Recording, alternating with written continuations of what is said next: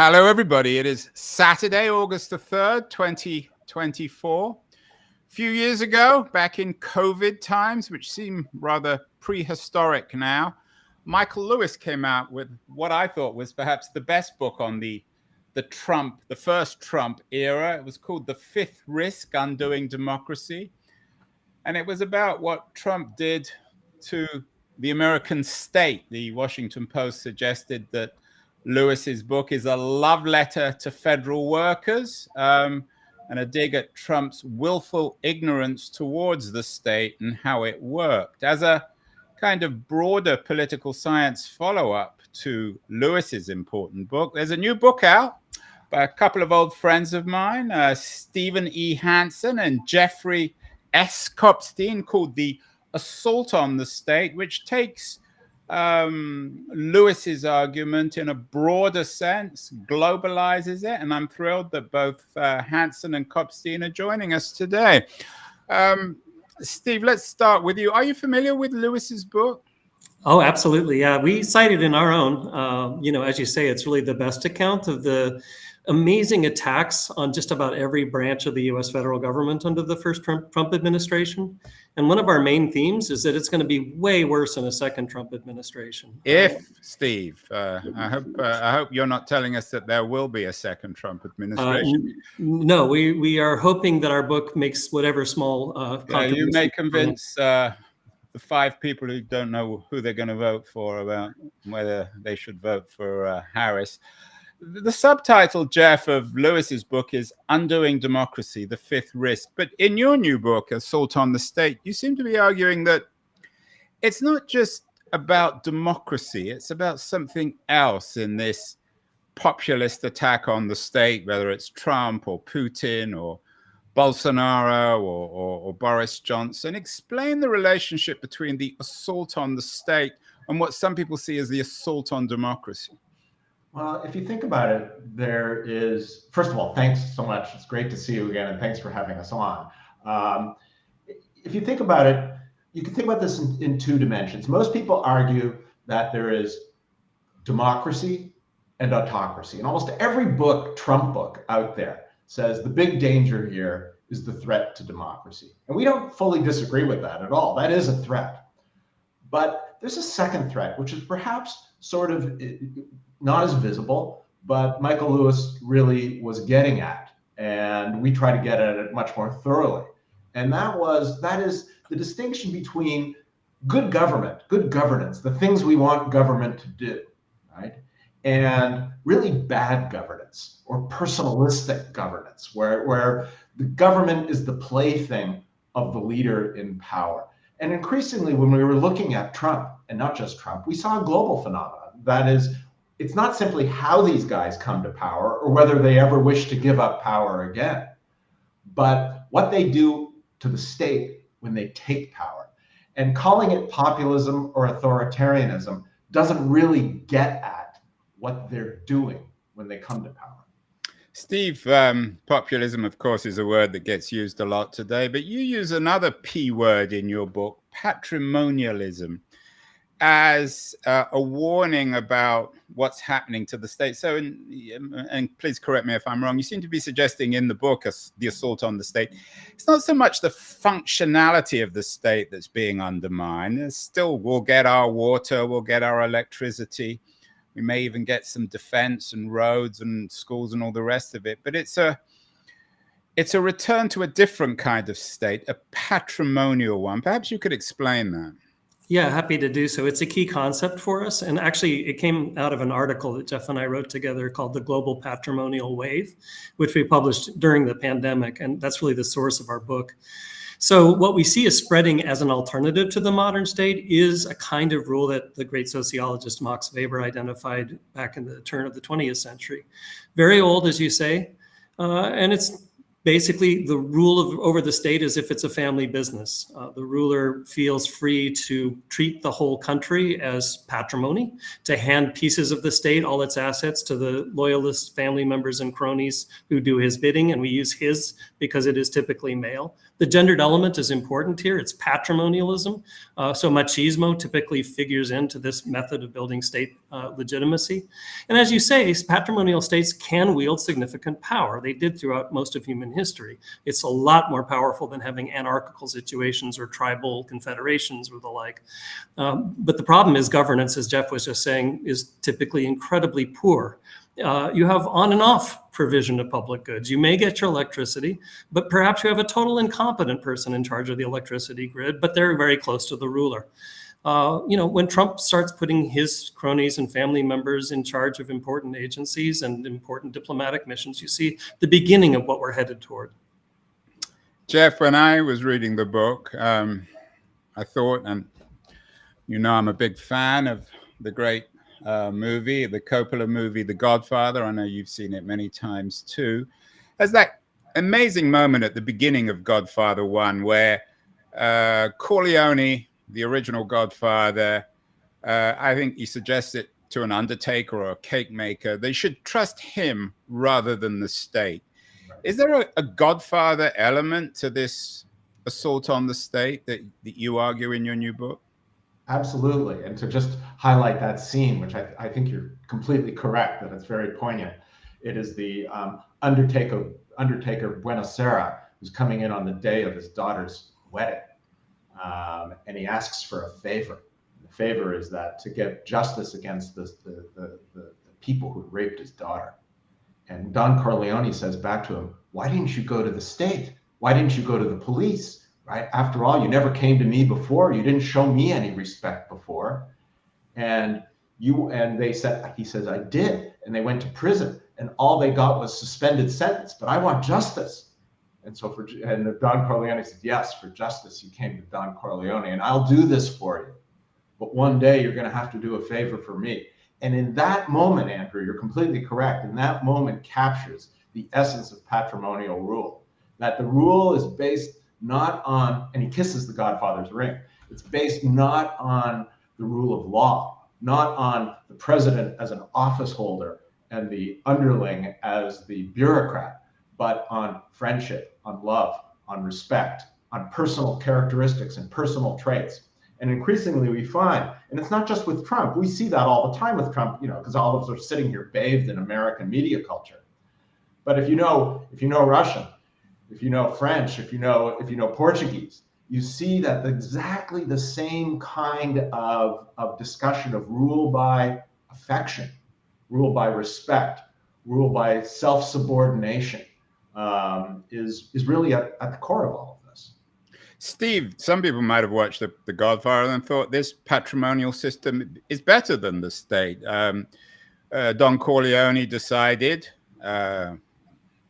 on his own whim that these two boys who raped, or at least were supposed to have raped, the daughter of his cake maker, should be beaten but not killed. So they got, in a sense, excusing the pun, they're just desserts. Could one watch The Godfather and argue that the modern state doesn't do its business right, that it doesn't always enforce justice? Yeah, this is exactly the appeal of patrimonial rule and the reason why the assault on the modern state is growing more powerful around the world. People definitely feel that they're not getting the kind of emotional responses that they'd like to feel the state could provide. And that's the source of the legitimacy of these kinds of alternative states. I mean, in the story, of course, Amerigo Buenasera, Amerigo is his first name, so he's essentially, a perfect symbol of Americanization. One of the reasons why he doesn't get the justice, quote unquote, that he feels he deserves is that the two boys who are accused are college kids, kind of waspy college kids. And the judge says, well, they've never committed a crime before, so they should get off easy this time. Maybe if they, repeat, something bad will happen. So this is the impersonal modern judicial regime. And people don't necessarily like it if they feel their particular case hasn't resulted in the sort of personal result they'd like to see. It's a totally understandable reaction. The problem is if you use it as a principle of state administration across the board, then every government agency becomes staffed with the loyalists, the people who accept a particular version of Don Corleone at the top. And again, you get the kind of arbitrariness and inefficiency and poor provision of public goods that we're going to see around the world if this continues. And I would add one other thing to that. Andrew, you're quite correct. they were successful in getting Don Corleone to apply screws, to apply power. And patrimonial states are pretty good at that.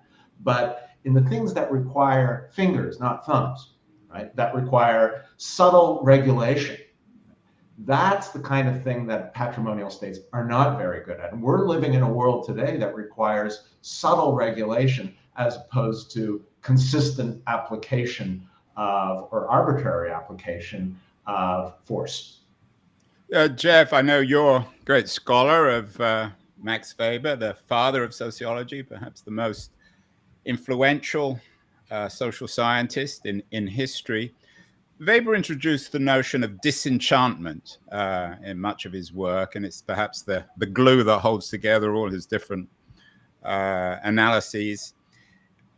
Is this return to patrimonialism, is it a feature of Weberian disenchantment that the modern state is a mirror, a manifestation of that disenchantment? The rational legal system that operates it does away with blood and passion and loyalty. So is it almost an inevitable feature of disenchantment? And perhaps also it might not be so surprising that it's reappearing in the guise of early 21st century populism?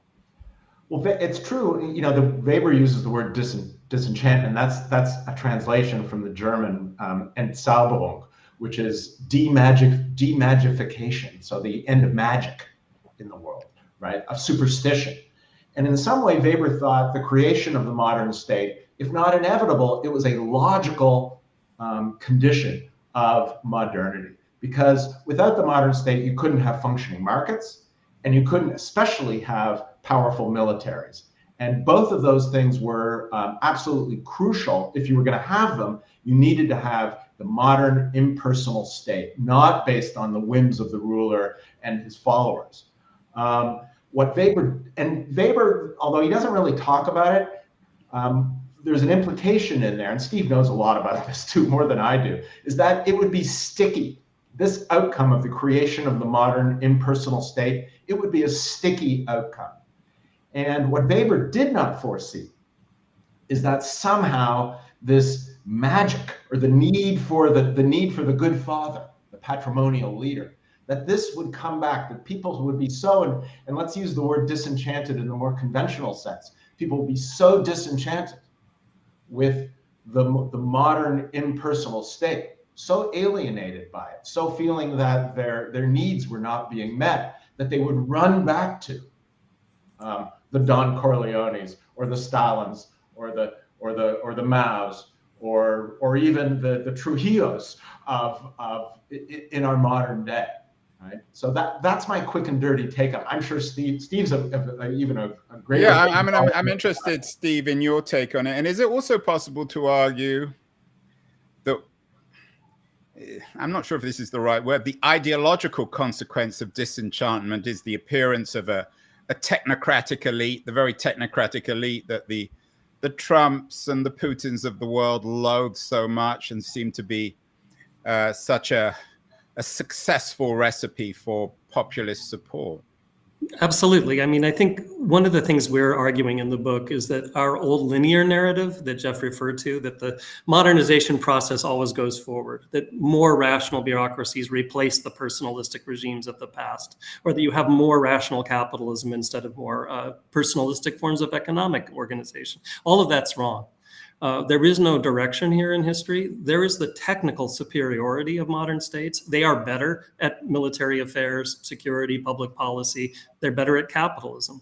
But that doesn't mean that people will continue to follow those sorts of states forever if they deeply feel that they're not legitimate. And there's no. Is China? Where does China fall into this? Because in a sense, they're trying. Going back to our cake metaphor, they're trying to have their cake and eat it in China, aren't they? Well, China's still a Leninist regime, although with increasing patrimonial elements. We talk about it at the end of the book. So there is a phenomenon where Marxist-Leninist states, for all their tyranny and for all of their inefficiencies, are able to mobilize. You know, they're able to create industrialization in a very rapid period of time because they have elements of state bureaucracy. Leninist states have parties, and state agencies, which are actually staffed by experts. They're subordinated to the ideology and to the party's domination, but they still have expertise, education, and training. So it's an interesting thing that makes communist regimes actually more of a threat. Well, the three of us were all taught by a very brilliant man at Berkeley, Ken Jowett, who had the very original argument that Marxism-Leninism comes out of a patrimonial culture, so that the two weren't really in opposition. Precisely. And so there's a tendency in these regimes to go back to patrimonialism when the leader gets too strong. You see that with Ceausescu's Romania. You see that with North Korea. You have a whole dynasty.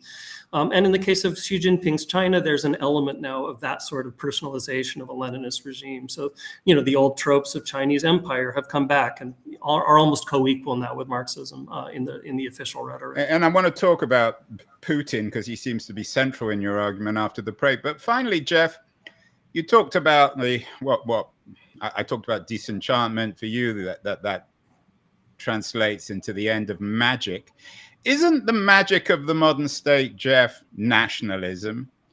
And what I don't understand about the Trumps of the world is they are on the one hand nationalists, but also horrified by some aspects of the modern state. How do those two things go together? How can you be a nationalist and hostile to the state? Well, in our book, we don't really take a firm stand on nationalism. You can have liberal nationalism. You can have nationalism which says, look, the world is divided up into these territories. Liberals say you can have liberal nationalism. I'm not sure you really can, but that's another subject. I believe you can, actually. But I mean, the world is divided. The organization of the world is that we have these territorial units. And within these territorial units, we have cultures. And the state is there to ensure that there is this national culture that we all basically swim in. We all learn English. In another country, they all learn German. It's just a kind of form of magic, isn't it? It's what one sociologist famously called an imagined community. It is an imagined community, but it is not. You don't necessarily have to believe that you're better than everybody else or anybody or other people can join this imagined community if they wish to, right? And so the modern state, it is, science itself, it's not simply the modern state, but the modern state is really, accepts science, accepts expertise, right? It has its own form of charisma, right? Its own form of magic where people Another Weberian concept, of course. Of course, right? That this is, it's very, very important. But once people stop believing in expertise, in science, in vaccines, then in our technocracy. Then we're in our technocracy. Then we're in a bit of trouble. There's always a balance, and I think this is where you're going with it, Andrew. There's always a balance between having a technocracy and expertise on the one hand, and democratic control over all of this on the other. And we're not against. We actually believe you have to have both of those things. If you don't have either of them, right, you're in big, big trouble. If you only have elections, then some people. That my favorite New Yorker cartoon, right, is where the guy stands up on the airplane and the passenger, and he looks at everybody else and says, who wants these elitist pilots to fly the plane? Let's fly it ourselves, right? Yeah. Well, if that's the democracy, well, I think we can live with a little less than that, right? But if it's only experts saying, you people, stop telling us what to do. We know what's best all the time under every circumstance. That's also a recipe for disaster. So we believe you have to have both of those things at work. In a way, the politics of our book are very boring, right? We're very boring liberal Democrats, not in the American Democrat sense, but in the sense that we want there to be both democracy and we want there to be a modern administrative state. You're like the cake makers, Jeff. You want your cake and eat it. It's a fascinating argument. We're going to take a short break. I want to remind everyone that great guests like Steve Hanson and Jeff Kopstein are brought to us because of our friends at Liberty's excellent new quarterly of culture and politics. Going to run a short feature, and then I want to come back and talk to Steve and Jeff about Putin and his central role in all this. So don't go away, anyone. We'll be back in a second. The noise, there is nuance, insight. Liberty's is not just a journal of ideas. It's a meteor of intelligent substance. It's the place to be for engaged citizens. Politics, opinion, substance. Liberties is a triumph for freedom of thought. A quarterly of urgency, of cultural exploration, of intellectual delight, of immaculate prose. It's invaluable. Subscribe now or find Liberties at your favorite bookseller. And you can subscribe to Liberties at libertiesjournal.com. We are speaking with two old friends of mine, Steve Hanson, Jeff Kopstein, authors of a really intriguing new book, The Assault on the State, How the Global Attack on Modern Government Endangers Our Future. Steve, there's a new book that I'm sure you're familiar with by Anne Applebaum. She's a frequent guest on our show. I think it's called Autocracy, Inc. It's about the way in which all these autocracies around the world seem to be coordinating their assault on democracy. They may not agree on anything except the fact they don't like democracy. Putin is central in that, and Putin is central in your book. Is this assault on the state? You're both scholars of Russia. I think you both speak and read Russian. Is Putin the heart of this assault on the state? Yeah, we argue yes. And there is some overlap with the Applebaum book, but the key difference is we are focused on the state and not on democracy.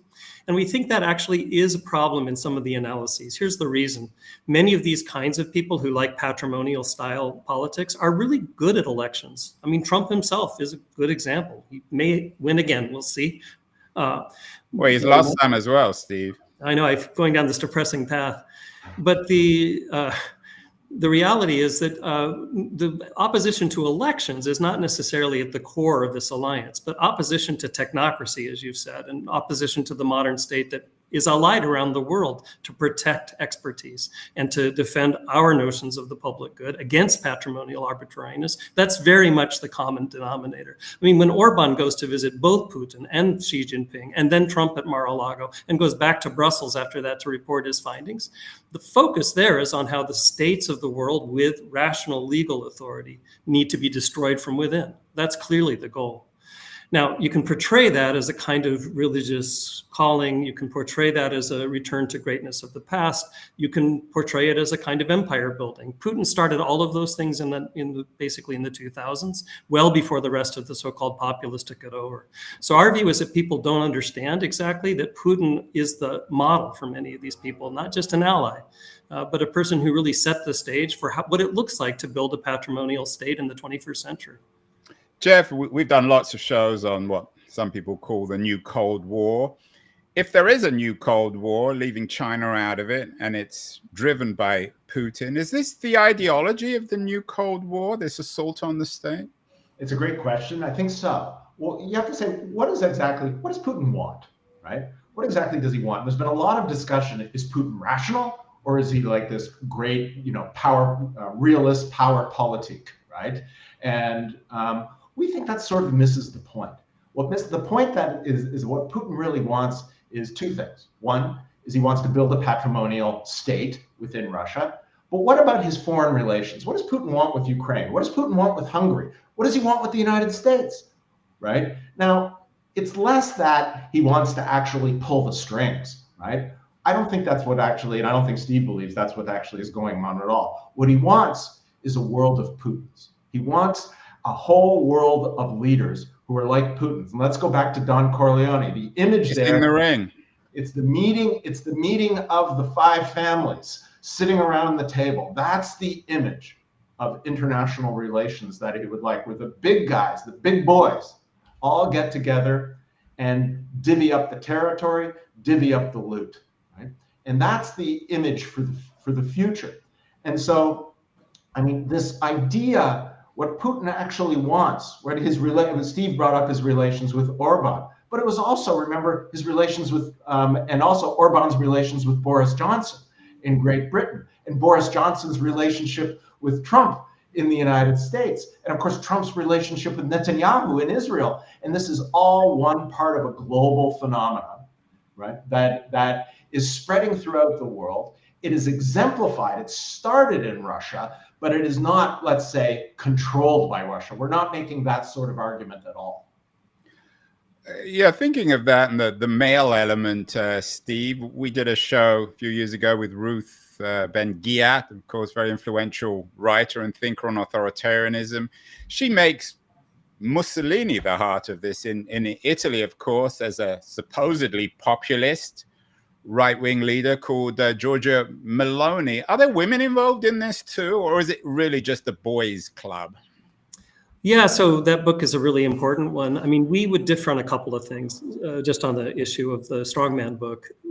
Well, so fascism of the past was more ideological and more mobilizational than the current patrimonial wave. Those were regimes that actually did have visions of the future that they drummed into youth clubs and tried to get people out on the street to march in step. And the interesting thing about patrimonialism, particularly in Putin's case, is it's demobilizational. One reason you don't call the assault on Ukraine a war and call it instead a special military operation is you don't want to convey to the population that you have to sacrifice too much for this patrimonial regime. Now, of course, it inhibits recruitment and they still have to kill a lot of people and send them to Ukraine. But they consistently talk about this as if it's not about an ideology or mobilization or a future Russia that will somehow transform humanity. It's rather much more about loyalty to past results, past ideals, and of course, Putin himself.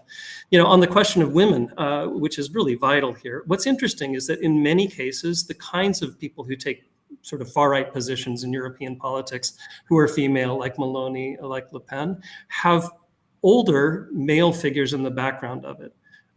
Obviously, the father Le Pen, in the case of Le Pen, Mussolini himself as a figure in far-right Italian politics. And so that creates a kind of a mixed picture. I think it tends to make the female leaders of this ilk a little bit more pliable. We don't want to overstate the case, but Meloni's ability to support Brussels and, you know, be on board with Ukraine policy shows that there's a bit more adaptation than you might have had with somebody like Salvini, for example, in Italian politics, which much more staunchly. Yeah, and again, it comes back, and maybe I've asked this question before on nationalism. Meloni, Le Pen, what they have in common is Orban, a hostility to immigration, particularly from North Africa and the Middle East, Muslim immigration. In traditional fascism, you had a strong state. Mussolini, the Arrow Cross in Hungary, the Iron Guard in Romania, the Nazis, of course, they all fetishized the state. So something weird has happened. You know, it's interesting. In the case of Europe, in present-day Europe, the big critique of the current right-wing leaders is not necessarily against the state itself, right? Although that's there, but it's against Brussels. It's against the Brussels project. And what is the Brussels project? The Brussels project is nothing more, in many respects, especially in the new members in Eastern Europe. It's a state building project. You second thousands of... It's a multinational, but Jeff, it's also, and I wouldn't have voted for Brexit, but I think some of the arguments about a remote bureaucracy, an unfeeling bureaucracy, were actually rather correct, weren't they? I think Steve's internet is a bit spotty, so let me just jump in there. They might have been on, but I think that the current polls coming out of Britain show that there's a lot of regret for Brexit because they were part of this. It's perhaps that the EU has never been explained correctly to people around because it is a complicated project like this. Well, that's a bit of an elitist thing, Jeff. If it was only, I mean, that's a Hillary Clinton kind of thing. If only it was explained properly, we'd all understand it and be all happy. I don't know. I mean, you can call me Hillary Clinton. If that's the best you can do for criticisms, we'll leave it at that. But you know, I think that part of the problem is that, especially in the new member states, right? The EU was a state building project. They said, look, if you want to be part of us, the thing you need to do is you need to pass these 10,000 laws, these 88,000 pages of regulation into your national law. And that act, that really pissed off the Britons for many, many years, right? But that's the deal for being part of the EU. There has to be legal equality and there has to be procedures, everything ranging from the regulation of currency to the transportation of geese. It is a regulatory regime, right? That's set up all over Europe. And if you don't want to be part of it, then you don't get the benefits from it. And I think the Brits are starting to see the downside of all of this. Right? Steve, let's come back to Putin. This week, of course, there was the hostage exchange. I don't know if it's the right word, hostage. Certainly exchange of people. And what Putin seems to be up to is getting spies and assassins back who he was personally connected with. It's very different from someone like Trump. I'm not sure if Trump has any association with spies or assassins, but if he did, I don't think he'd care about them, whether it's a Michael Cohen or any of his previous allies. He always seems to enjoy running them over. Is Putin, in a way, a better example, better in a moral sense of patrimonialism than Trump? I'm afraid I was cutting out there, Andrew. We'll have to edit this part. Jeff, maybe you can answer that one. Why don't should I get out and try to come back in? Because it's just been... In the first place, Trump was and is, today even still, right, bound by what is still a coherent American rule of law state, right? It has been frayed at the edges, and Trump did a lot to do that, to fray it at the edges, but it is still bound by what our colleagues Levitsky and Ziblatt at Harvard call the... Who have been on the show. Everyone's been on this show. Everyone's been on that. We're the last. But you're the best too. You're the best, hopefully. Trump is still bound by the guardrails. What Putin did, Putin took a situation, right, after 1991 in which there was a decreasing state of any sort in Russia. There was no state, and almost a situation of anarchy. And what Putin did is he reconstructed a patrimonial state from scratch. So he is truly unbound by the strictures of law, right? So you're correct that Trump may not have wanted, right, to go after this. And I believe that this was such a complicated deal that really Biden was the type to have pulled this off, a wheeler dealer politician within the kind of set of kind of responsibilities for American civil servants and American citizens. But Putin wouldn't have needed to do this at all. What Putin wanted the guys who were loyal to Putin, right? That's who he wanted it's back. In the ring. Steve, how's your internet? You're able to... I think I'm back. It sounds good. Okay, you're back. The book that comes to mind in all this is Lord of the Rings. I'm not sure why. It's all about the kissing of the ring and loyalty. It's a very popular book, particularly on the West Coast, with people like Peter Thiel. You talk about him in the book. In Silicon Valley, there is an alternative to the modern state. It's called Web3. I'm not sure how familiar you guys, you're both professors of political science, but it's an attempt to use technology to turn the state into a network. What do you think of people like Thiel and their attempt to come up with technological alternatives to the modern state? Well, we're very explicit in the book about this. Our view is that everywhere the assault on the modern state combines three strands. And one of the big ones is a libertarian strand, including the kind of big tech version of that. Visions like seasteading, which actually Thiel was involved in, along with the grandson of Milton Friedman, or the son. They have the idea that if the state gets too oppressive, you can dock your ship on whatever part of the ocean is open, and then you can move to a different place when that becomes oppressive again. These sort of fanciful visions that you can do without any bureaucracy. Really having your cake and eat it, Steve, right? Well, it's just completely utopian, right? I mean, some of it spins out fantasies of the singularity or living on other planets. And, for real people, the reality is public welfare and basic market regulation. Yeah, but they would come back. I don't want to speak on behalf of Peter Thiel, but Andreessen, for example, who came out clearly in favor of Trump recently, suggested he was doing it because Trump was sympathetic to cryptocurrency.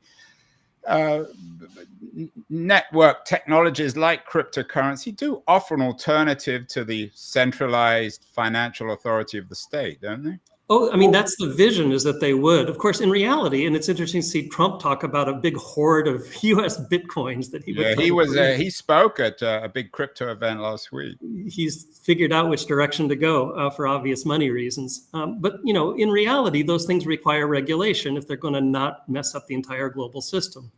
And this is the sort of distrust that's now emerged that the patrimonial leaders take advantage of. People assume that the state, the Fed, the conspiracy, right, is somehow pulling all these strings. strings and that cryptocurrency will get them out of that. It won't. There'll still be a massive state apparatus behind any successful attempt at a cryptocurrency. And we see that as one of the strands. The Christian nationalist strand is there too, other religious nationalisms like Orthodoxy in Putin's Russia, or certain strands of Judaism under Netanyahu. That's always part of the mix because they hate the secular state for different reasons, overlapping, but different. And then there's a group of people who just think the state has to be effective with a strong executive at the core, the kind of unitary executive theory people, which you've seen behind a lot of recent US Supreme Court decisions. And our argument is that none of those people actually want patrimonial rule of the 19th century, but they end up allying with it because they have a common enemy. They see the patrimonial leader, the Trump or the Putin or the Netanyahu, as breaking apart the very state that they see as their mortal enemy. Jeff, we talked about Max Weber, of course, very famous. His most famous book was Protestant Ethic and the Origins of Capitalism. Could one argue that there's a Protestant ethic also in the origins of the modern state, a form of self-control, an ability to understand that you and your loved ones can't always be preferred over strangers? Absolutely. And there's a self-restraint involved. Anybody who's ever been to, let's use the one that everybody hates the most, like the Department of Motor Vehicles, which we're not saying is the model for all of humanity. But when you're in Fortunately, for those of us who have been to the DMV. And we are agnostic as to how much or how little state there should be. Reasonable people can disagree on that, right? But the point is that a critique of an existing inefficiency of the state should not lead you to say we can get rid of the state completely, because that, as Steve said, that does not lead to free markets. That does not lead to a flowering of freedom. That leads you directly, do not stop, go, do not collect $200, straight to patrimonialism, and that's what we're worried about. So your question was about the Protestant ethic and the kind of the origins and functioning of the modern state. Yes, the Protestant ethic said, look, what Protestantism unwittingly did is it told everybody, delay your gratification. Because in the end, if you act soberly and you get up in the morning and you act rationally and you take cold showers and you go to work and you work really hard, that will be a sign that things are going to go okay for you. Right? And well, you'll be saved, because we can't determine who will or won't be saved, but it gives you some sort of absolutely confidence. But so too, like when you act within the modern state, in the Department of Motor Vehicles, and you're very angry, you're standing in those lines, you have to sort of hold back your desire to say, everybody work faster, move faster. This is irrational. Self-control. And other better ways of organizing all this. And if you don't do it, I'm going to get really angry. And at that moment, if you allow your emotions, because you're the one who, if you allow your emotions to come to the fore, at that moment, you'll be tossed out of the Department of Motor Vehicles and you'll never get your license. And that's, of course, the most tragic example of all this. People go into their local DMV and kill everyone. One more question, Steve, before we get to solutions. Jeff talked about law and the centrality of the role of law, but of course, law requires lawyers. How do lawyers fit into this? Are they one of the problems or the solutions, particularly in America, where there are too many lawyers and they have even less respect, it would seem, than politicians or state workers? Well, of course, I'm married to a law professor, so maybe I'm married to a lawyer. In fact, I've been married to 2 lawyers, so I know the law too well. In general, I think people underestimate the importance of a professional legal stratum in a society for ensuring the rule of law. I mean, it sort of seems obvious when you say it, but it isn't so obvious to people because, again, a little like our Godfather example, people often encounter the judicial system when they're unhappy, and when they feel that they've been mistreated and they want a personal justice as opposed to something impersonal. So lawyers get a lot of bad press for that reason, because that's when you typically, or a lot of people encounter them under those circumstances. But the reality is you got to have people write up all this legislation. If you want the people's will, even classic democratic theory, to be implemented as policy, you got to have a trained army of lawyers who figure out exactly how to phrase all this stuff, put it into writing, send it out to all the agencies so it can be implemented with some degree of transparency and repeatability. And this is one of the big problems with the Supreme Court decisions, like getting rid of Chevron deference, which is if you do that over and over again, you actually leave to lower courts the questions that bigger experts and larger judicial systems used to resolve for the whole society. It's a recipe for a kind of chaotic disintegration of rule of law into a bunch of local personal arrangements and deals. And that's actually part of the intent in some cases. Return to feudalism. Your book ends with 4 solutions. I don't want to give away all the solutions because we want people to read the book, The Assault on the State, How the Global Attack on Modern Government Endangers Our Future. But Jeff, first, perhaps you might choose one of the solutions to talk about, and then we'll end with Steve with one other and leave the other 2 for people to read in the book. Well, I think the one that I like the most is the idea of revalorizing careers within government, within the state. Right? It's been said for a long time now that the free market is more efficient than the state. You'll always get better service. Well, next time you lose your luggage, or you want to figure out your medical statement, right, or your banking statement, or you have questions about all of that, you go try to figure that out with the free market and the call center. I think while there's inefficiencies in the state, it's time to point the arrow in the other direction for a while. And I think if we can get our most talented people, or at least some of our most talented people, back committed to state service, what you can do for your country, to paraphrase John Kennedy, I think that would be really important. So is that your way, Jeff, of volunteering to work at your local DMV in Los Angeles? When I'm working for a public university. My entire career has been in public universities. But in all seriousness, that requires people to be properly paid. One of the reasons why the DMV is such a dystopian experience is because the people who work there are so poorly paid, they just don't care. Well, it's also an under-resourced project. Same way with our airports, right? And the only solution to, let's say, our airports, for example, that's ever put out there is we have to privatize them and let these guys who are already very, very rich make even more money, right? Rather than sourcing them properly, rather than creating a proper public good. The whole notion of public goods has been kind of scraped away from our discourse. These are things that the market does not provide, but the market needs to function correctly.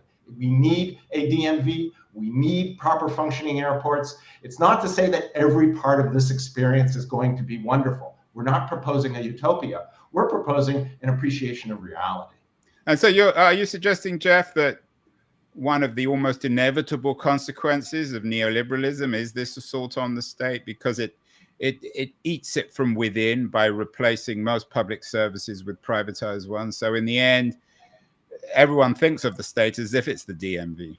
Yes, exactly. You've put your finger on it, Andrew. That's exactly the point. It's not simply that neoliberalism eats away from it within. It delegitimizes. It takes away the value for all of us, because these institutions, they require resources. They require our commitment. We know what the alternatives are. This modern state arose for a reason. It rose for a reason because people viewed it as better than the arbitrary, personalistic rule of times past. And the problem is that there's really no alternative to it. As Steve said, these either libertarian or Christian national or belief in the kind of unfettered rule of the executive theories, they're not going to get us anywhere. They're just going to lead us straight back to the rule that we had before. And the point of our book is we've already seen a taste of it. And in order to get out of that, we have to appreciate, right, the achievements. What an amazing achievement the modern state actually is. Steve, let's end with you. How do we try to make sure that we don't all end up in the DMV, or at least we make the DMV a better place? Yeah, it's funny. Just incidentally, there was a column in the New York Times the other day by Lydia Polgreen saying, "Stop bashing the DMV. Everyone's doing their best there." Well, that was a very New York Times kind of opinion piece. Yeah, I just thought I'd mention it. So, look, we had a lot of things in the last chapter which we think will help. I want to focus on the foreign policy dimension because we end with that, and we think it's a bit new. So one of the things we point out is that patrimonial states are not only a threat to their own public goods and their own populations, they're also a threat in foreign policy. You certainly see that with Putin's invasion of Ukraine, but you see it everywhere with patrimonialism from essentially the beginning of empires in Europe onto the present day, because empires typically see their role as undermining legal rational boundaries of states and enforcing notions of patrimony based on some fuzzy notions of history and even sacredness. So what you get there are overlapping claims by whether it's Erdogan or Putin or Netanyahu or Modi, any number of leaders who could say, look, our notion of the greatness of the past happens to overlap with what you think your greatness consisted of. We already saw that picture. It led to World War I. And that's happening as we break up institutions like NATO, potentially. Yeah, I mean, that's a big statement, Steve. Maybe you can write your next book on that. Are you suggesting then that the key problems of the 21st century are global warming, of course, in particular, and that patrimonialism, by definition, compounds those problems? Yes, and we mentioned global warming at the end of the book, that if we're going to have a solution to this terrible existential crisis, you've got to have global regulation, global agreements, global enforcement. And who's going to do that enforcement? It's going to be existing states that decide to do it together. The problem with the patrimonial alternative isn't just, if you accept or don't accept the potential for, global war over territory and patrimony, but for sure they undermine agreements of the legal sort needed to create public goods of a global sort, such as not frying our planet. Well, and it's an important argument, very, very relevant argument, and good. Anyone who's read the Michael Lewis Fifth Risk book, I think it's a good follow-up book. The Assault on the State, How the Global Attack on Modern Government Endangers Our Future, by Kopstein Hanson, Jeffrey Kopstein, two old friends of mine. The book is out in the UK and the US. We'll have to get you back on the show, both of you, to talk more about this. It's an interesting question, and one that's going to get, I think, played out in odd ways in the current election in America. So Jeff and Steve, thank you so much. Thank you very much.